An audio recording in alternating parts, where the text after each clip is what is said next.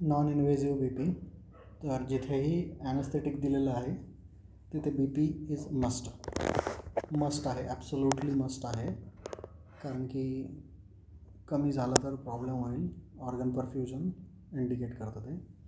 Contra indication फक्त जिथे vascular abnormality आहे, जसं की ए व्ही शंट आहे, आय व्ही लाईन, तिथलं वस्क्युलर कॉम्प्रोमाइजिंग किंवा हिमॅटोमा रप्चर काहीतरी होईल म्हणून. सगळ्यात सिम्पल आहे रिवारोकी रिटर्न ऑफ ब्लड फ्लो. आपण पाल्पेट करतो, त्याच्यावर सिस्टॉलिक बी पी कळतो. अंडर एस्टिमेट करतो आणि पाल्पेशन आपलं एवढं सेन्सिटाईज नाही आहे. नंतर डॉपलर प्रोब हा ओबेसमध्ये खूपच थिक आहे किंवा पिडियाट्रिकमध्ये किंवा शॉकमध्ये काहीच फील होत नाही आहे, तर डॉपलर इफेक्टमध्ये वापरू शकतो आपण, परंतु कठीण आहे ते. नंतर पिझो इलेक्ट्रिक क्रिस्टल्स, तेच डॉपलरचंच व्हेरिएशन आहे. लॅटरल वॉल मुवमेंट बघतं, हे बोथ सिस्टॉलिक आणि डायस्टॉलिक बघतं, त्याच्यात फक्त सिस्टॉलिक कळेल. पण या टेक्निकचं कुठं प्रॅक्टिकल यूज माहीत नाही मला. नंतर ऑस्कल्टेशन, जे कोराटोकॉफ साऊंड आपण ऐकतो, एक फक्त केविएट आहे की ऑस्कल्टेटरी गॅप असू शकतो when B P is too much. नंतर ऑसिलोमेट्री, जे आपण मोस्ट कॉमनली यूज करतो, त्याच्यातही दोन प्रकार आहे, कंटिन्युअस आणि इंटरमिटंट. तर जिथे व्हायब्रेशन होतात that is the maximum vibration mean प्रेशरला होतात, तो मीन प्रेशर मोजतो आणि सिस्टॉलिक आणि डायस्टॉलिक डिराईव्ह करतो. तो अल्गोरिदम कंपनी स्पेसिफिक आहे. प्रॉब्लेम काय आहे की एक्स्ट्रीम्स ऑफ बी पीमध्ये आणि हार्ट रेटमध्ये तो काम नाही करत. नंतर ॲरिथमियामध्ये कारण की वेव फॉर्म नाही आहे, तर ऑसिलेशन्स व्यवस्थित रिफ्लेक्ट होत नाही. सी पी बीमध्ये तर तो वेव एकदम छोट्या छोट्या वेव आहे, तर ते नाहीच होत आणि मोशन आर्टिफॅक्ट होतात. नंतर आर्टेरियल टोनोमेट्री, ॲप्लॅनेशन टोनोमेट्री, इन्व्हेजिव्हसारखाच वेव फॉर्म बनवतो. हे ॲप्लॅनेशन फोर्स लावला आहे आणि हा प्रेशर ट्रान्सड्युसर दाखवतो. तर सुपरफिशियल आर्टरीजवर आपण डायरेक्टली ॲप्लॅनेशन करून बी पी मोजू शकतो. तर हा 40-80 रूल आहे. 80% of the bladder length bladder length जी आहे ती 80% एक्स्ट्रीमिटीची असायला हवी आणि सर्कम्फरन्स 40% असायला हवा एक्स्ट्रीमिटीचा. 40-80 रूल म्हणतात त्याला.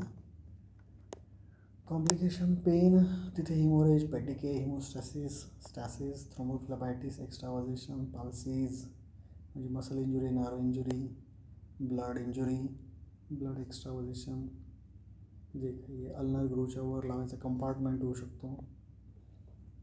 सोर्सेस ऑफ एरर, ओबेसमध्ये थिक फॅट आहे, रिफ्लेक्शन नाही होणार व्यवस्थित. स्मॉल कफ वापरला तर बी पी जास्त दिसेल, कारण की त्या बी पी कफ जास्त प्रेशर ट्रान्समिट होईल. टू लूज असला तर मोशन जास्त होईल. नंतर below heart rate gravity add होईल. याच्या विरुद्ध फॉल स्लो होईल लार्ज कफला वापरला तर आणि अबव हार्ट लेवल वापरला तर करेक्शन लावू शकता तुम्ही. ईच सेंटीमीटरसाठी 0.76 mmHg वर खाली करू शकता हायड्रोस्टॅटिक एरर रूल आउट करायला. कंटिन्युअस मेथड्स आहेत, त्याचे 2-3 प्रकार आहेत. आर्टेरियल टोनोमेट्री आहे, नंतर आर्टेरियल व्हॉल्यूम क्लॅम्प पण आहे, फिंगरला लावतात ते. तर फिनाप्रेस म्हणून आहे. ऑसिलोमेट्री आणि प्लेथिस्मोग्राफी सारखंच आहे ते. दोघे, ऑसिलोमेट्री म्हणजे बी पीवाला आणि प्लेथिस्मोग्राफी लाईटवाला. Cuff tied around middle phalanges और बेस ऑफ थंब. तर ही समरी आहे. Invasive with a clear yard line, no doubt. Non इन्व्हेजिव्हमध्ये आपण जे वापरतो फुल ऑक्लुजनवालं ऑस्कल्टेशन आणि ऑसिलोमेट्री. तर हे नॉन फुल ऑक्लुजनवाला हा ग्रुप आहे. त्याच्यात सेमी ऑक्लुजनवाला ॲप्लॅनेशन टोनोमेट्री आहे. जस्ट थोडासा प्रेशर दिल तो वेव ट्रान्सड्यूस होईल, माहीत पडेल. नंतर व्हॉल्यूम क्लॅम्प आहे, म्हणजे हा प्रेशर क्लॅम्प झाला, हा व्हॉल्यूम क्लॅम्प आहे. याच्यातही एक काय म्हणतात सेमी ऑक्लुजन आहे, एक फिक्स व्हॉल्यूम क्लोज करून ठेवला तर कळेल. नंतर हे नो ऑक्लुजनवाले आहेत, हे फक्त वेव ॲनालिसिसवर करतात. तर पल्स अरायवल म्हणजे इथे ई सी जी आहे आणि इथे पल्स कधी आली इकडनं इकडे, तर त्याचा डिफरन्स मला त्याला कळेल. नंतर पल्स ट्रान्झिट म्हणजे प्रॉक्झिमल टू डिस्टल यायला किती वेळ लागला, एक प्रॉक्झिमल रिडिंग लागेल, एक डिस्टल रिडिंग लागेल, मग त्याच्यामध्ये ट्रान्झिट किती झाला, आणि पल्स वेव ॲनालिसिस करून.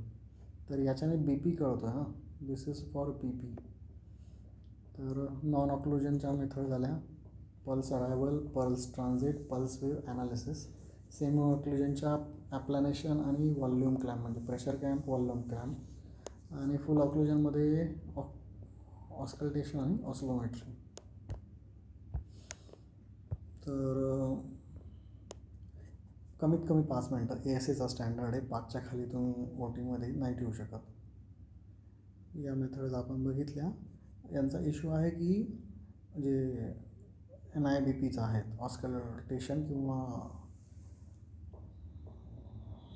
हे ऑसिलोमेट्री मेथड, या हाय प्रेशरला अंडर एस्टिमेट करत आहेत, लो प्रेशरला ओव्हर एस्टिमेट करत आहेत. म्हणजे चुकीच्या साईडला आहेत त्या. लोला तुम्ही जास्त लो बोलले असते ते चाललं असतं, हायरला तुम्ही जास्त हाय बोलले असते ते चाललं असतं. सो त्या ॲडवर्स साईडला आहेत, प्रॉब्लेम आहे त्याचा. नंतर करस्पॉन्ड्स टू मीन आणि बाकीचा डिराइव्ड आहे. हा फॉर्म्युला पण बघितला आपण. फोरआर्मवर लावू शकतो, व्रिस्टवर लावू शकतो, अँकलवर लावू शकतो, इवन लेग आणि थायवर पण लावतात. फक्त डिसॅरिथमियामध्ये पल्स प्रॉपरली ट्रान्समिट होत नाही, तर ॲबनॉर्मल रिडिंग येते. मॅक्सिमम 300 आहे प्रेशर. सिस्टॉलिक इन्फ्लेशनचं पीडियाट्रिकमध्ये 150 आहे.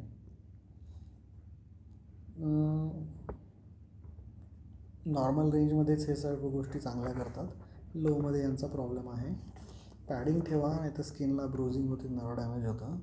नंतर टू टाईट असेल तर डिस्कम्फर्ट होतं, व्हेनस स्टॅसिस होतं, टू लूज होतं, रिडिंग येणार नाही किंवा फॉल्स हाय येईल. फ्रिक्वेन्सी जेवढी गरज आहे तेवढी पण 5 मिनटात मिनिमम 5 मिनिट्स ठेवावंच लागणार आहे. मॅन्युअलशी कम्पॅरिझन कधी केल्यावर इट इज रिलायबल लिहिले जाणे काही इश्यू नाही आहे. इश्यू आहे की रॅपिड चेंजेस नाही कळणार आणि एक्स्ट्रीम जे आहेत खूपच हाय किंवा खूपच लो ते नाही कळणार. आपण बघितलं कंटिन्युअस नॉन इन्व्हेजिव्ह, या कंटिन्युअस नॉन इन्व्हेजिव्ह आहेत, हे पण कंटिन्युअस नॉन इन्व्हेजिव्ह आहेत. त्यांनी ते त्याचे ब्रँड दिलेत, वॅसोट्रॅक किंवा जे काही आहे, प्रेशर वेव्ह बनवतात त्या. तर ही कन्सेप्ट इंटरेस्टिंग वाटली मला की मीन बी पी पडतो जसं जसं तुम्ही पेरिफेरी जाता, जसं जसं पेरिफेरीला जाता तसं सिस्टॉलिक वाढतो, डायस्टोलिक कमी होतो आणि पल्स प्रेशर वाढतं. कारण की जसं जसं तुम्ही दूर जाता कंप्लायन्स कमी होतो, त्याच्यामुळे सिस्टॉलिक बी पी वाढतो. आणि वेव्ह रिफ्लेक्ट पण होते, तर या दोन्ही वेव्ह एकत्र होतात आणि ही रिफ्लेक्शन वेव्ह आणि प्रायमरी वेव्ह एकत्र येऊन सिस्टॉलिक बी पी जास्त दाखवतो. कंप्लायन्स कमी असल्यामुळे डायस्टोलिक बी पी पडत जातो, म्हणून गॅप वाढत जातो, मीन बी पी ग्रॅज्युअली कमी होत जातो. आणि साईटनुसार बी पी रिडिंग व्हेरी होतात, म्हणून मॅप सगळीकडे सेम असेल तर मॅपवर रिलाय करा.